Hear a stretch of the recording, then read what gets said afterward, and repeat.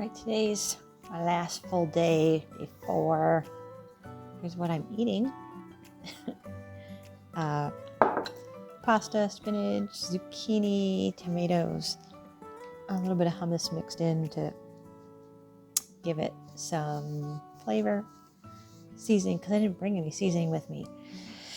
That's too much. It's too much work. I thought about picking up just like one of those what do you call it? Like Mrs. Grass seasoning salt that has all those flavors in it, but then I forgot. I got my iced tea that I made. They have spring water. This place has natural spring water, and so they must have a softening agent that they use because it just doesn't. It kind of tastes like well water, but it's not. It's spring water. Anyway, normally I bring bottled water, like just distilled water from the coffee pot, because it makes the coffee taste funny. So this year I brought my Brita water pitcher because I figured instead of buying it, I'll just filter it. It doesn't work. So my coffee's been kind of lame. I did go out on Tuesday and got myself a Starbucks. I'm looking forward to some good coffee tomorrow. Let's just say that. I could go out today, but I'm not that bad. I'm not driving 40 minutes to get coffee. But I will be going tomorrow to get it. Anyway, so this morning I had a virtual meeting, which was interesting since I don't have a very good signal. But it just kind of buffered a few times. We did all right. I went down. I was going to feed the horses, but they were way out at pasture, and I only had potatoes. I didn't have like carrots or anything. And apparently potatoes are poisonous for horses. I don't know if you knew this, but who knew? I did Google it before. I wasn't going to just be like, well, I have these potatoes. Let's see if they'll eat them. Not a good idea to poison people's horses. So I Googled it, and it's like they cannot eat nightshades. So if you were ever wondering, stick with carrots and apples. I'm sure there's other things they can eat. Oats, grass, wheat. But I only have like a tablespoon of oats left. So, and that's just getting too close. Like I could hold my hand out to feed the horses, an apple or a carrot. But anyway, I don't have those. So I didn't pet them. And I went to the chapel, and I just took a break. I need to process some stuff. I listened to that podcast, The Rise and Fall of Mars Hill, and I had binged the first 5 episodes before I came, but they came out with the last episode yesterday, and then I guess they're going to do a bonus episode coming up. And the last episode talked about branding, which I really appreciated because that is something that really bothers me. This idea of branding Jesus, which of course I'm doing a vlog, and I don't know. I guess where's the line? Like, we've been doing this long enough now. At some point, we're in a place now where we need to sit down and we say, where is the line between using media and technology to further the kingdom and then marketing Jesus like he's blue jeans or cigarettes? And of course, I listened to that. I'm also reading Tara Beth Leach's book, Radiant Church. So between the two of them, I'm conflicted. But one of the things in the last episode, one of the guys they're interviewing makes this comment that they were on set. They were like they must have been like, I followed Mark Driscoll, but not that closely. And I guess they must have been doing like Bible studies or something like that, because they were on set in Turkey or something. And he's Mark's there, and he's reading the letter to the Ephesians. And the one guy walks over to the other guy and says, he's talking about us. That letter is about us.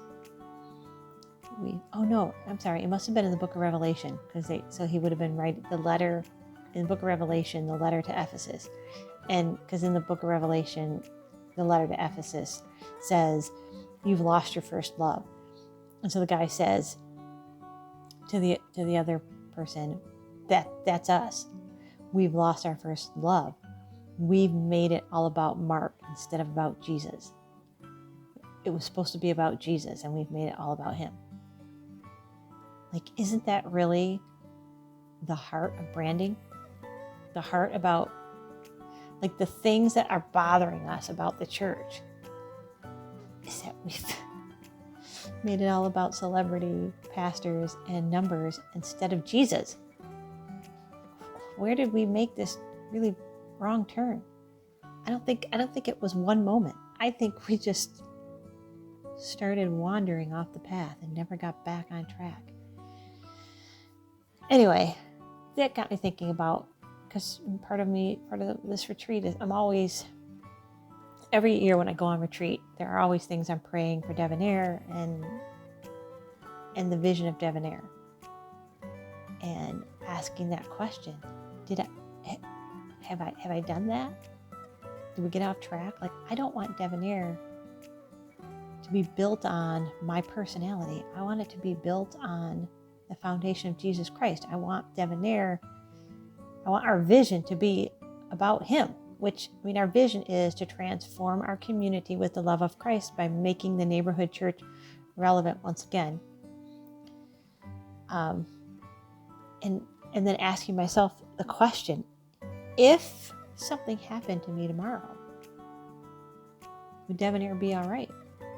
Because if it's built on me, if it's built around my personality, if it's built around who I am, then we got off track altogether. So making sure that Devonair is in a place that if something happens to me, or if God calls me somewhere else tomorrow, Devonair is going to be all right, because it's not built on my personality. It's built on the foundation of Christ. One of the reasons Mars Hill collapsed was because it was built on this personality. It wasn't built on the foundation of Christ, and he wasn't at the center of it. And so when they got rid of him, the whole thing just collapsed into a pile of rubble. Anyway, those are my thoughts for today.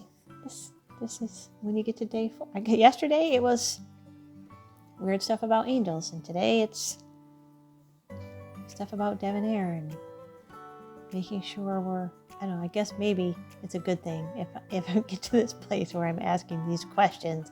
At least I'm aware that these are the kind of questions we should be asking on a regular basis. So those are my thoughts. I'll probably do something real short tonight for my last night, but I think I'm basically done vlogging, and I'll probably do like goodbye video tomorrow. So.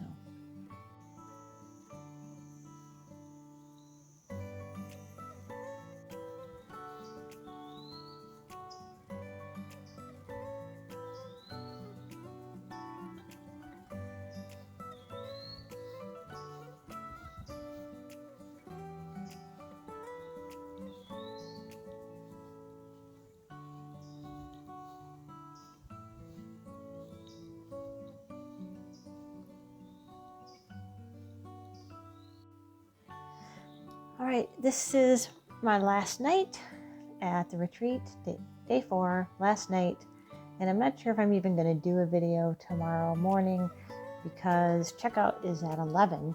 So my plan is get up early, go for a walk in the meadow, maybe spend some time in the chapel. Chapel's one of my favorite places, so I usually go to the chapel twice a day. And this morning it was raining and it was really humid. And so I didn't do a morning one, but I did an afternoon, and then I just did one now, another walk through the meadow in the chapel. So I think that's what I'm going to do in the morning, and then start packing up. I got to be out of here by 11, and I'm meeting a friend on the way back, and we're meeting in Ohio somewhere. It's like an hour from here, just to have lunch, and we've never actually met in person, so we've only met each other. We've only known each other virtually, because we made. This is the weirdest thing, right? I'm an introvert, and I made new friends during the pandemic virtually. Like, I don't even know how that worked. I made one for like in real life, because she was here in Michigan for 4 months. So how is it that an introvert manages to make new friends in the middle of a pandemic? This is how. So I'm going to meet her tomorrow, and first face to face. I went online, and I'm like, okay, what's along the route? What's along the route on the way home? And so I picked these 2 restaurants, and she had been to one of them. So I'm like, well, that's good. At least I know that the one that we're going to is a good restaurant. I hate when you end up, going someplace and it's either way out of your price range, or there's nothing on the menu you can eat, or whatever. So I'm looking forward to that. And spent most of my afternoon not thinking about stuff. Wednesday, and just yesterday, and then this morning, just doing some thinking, contemplating, and things about the church, stuff like that. And I felt like I just really needed to not think about stuff. I did more reading, took a nap, went into town and got pizza. Well, at Calzone. I didn't want to get like a whole pizza. And there was a coffee place, but it was like on the other side of the freeway. And do you do this? Do you make, like, I make decisions like whether or not, how difficult is it going to be to get to that place? And I'm like, this seems like a lot of work. And I just didn't know where I was going. So I'm like, forget it. I'll just drink my soft water coffee and get some real stuff in the morning. So that's it. That's the end of my retreat. And, I think I have some good stuff to work with. Didn't really set any goals today. I just need to take a break. But in the morning, when I go for my walk in the meadow and spend time in the chapel, I might set a few goals for the podcast and for Devonair. Anyway, we'll see what happens. So, have a great night. Thanks for your prayers, and thanks to whatever the 5 people who are watching this.